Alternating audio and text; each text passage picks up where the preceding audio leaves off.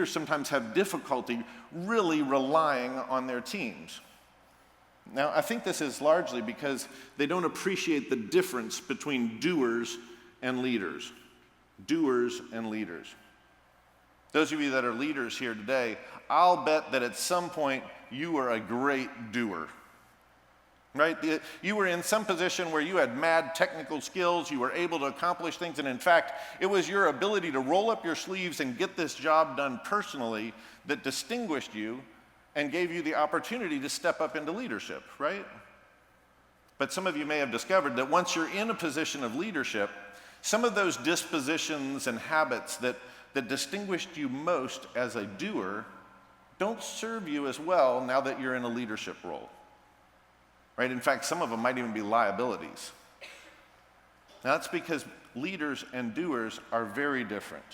It's a very different role. Let me illustrate this in part by talking about the perspective that a leader and a doer has. A doer's perspective looks something like this. You can see here that she's a great doer. She's got her eye on the prize, right? In this case, she's focused on building Sunday, making it happen for the people that are coming. And I mean, that's what she is focusing on like a laser. And she's willing to do whatever it takes to get that job done and to do it great. Now, some of you can relate to this, right? This is your perspective. This has been your perspective. And this is a great perspective for doers because doers have to be focused on the outcome and willing to just get in there and make it happen, to do whatever it takes.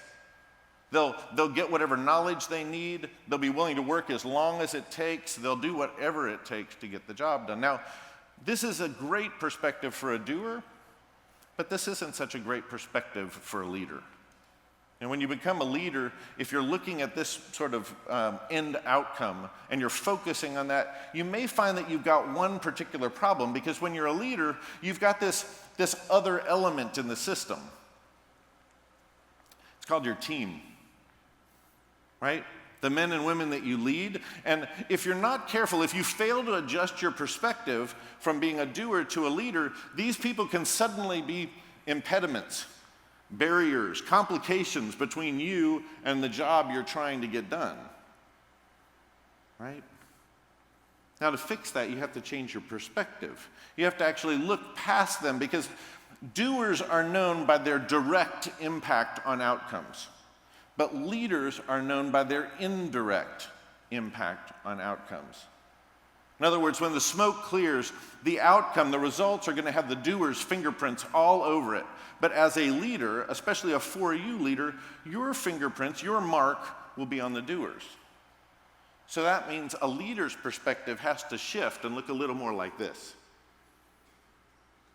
Instead of focusing only on the outcome, you've got to think of your team, and that means you have to think differently about how you manage power. When I talk about relying more on the people that you lead and serve, I'm really talking about adjusting your ideas of power. When you're a doer, you want to amass as much power as possible, right? You want the expertise, the knowledge, the influence, because you need that in order to get the job done.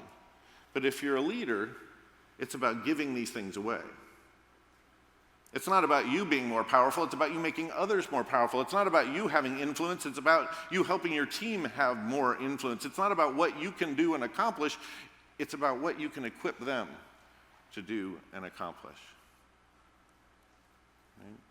Some of you are thinking about this and you realize, wow, that's really tough. I don't have the luxury, frankly, of being just a leader or just a doer. Your job is sort of that of a player coach, right? You do a little bit of each thing, and I get that. I don't want to try to oversimplify the position that you're in. But in my experience, if leaders don't at least conceive of doers and leaders differently and think of those roles very differently, they can wind up confusing and competing with the people they lead.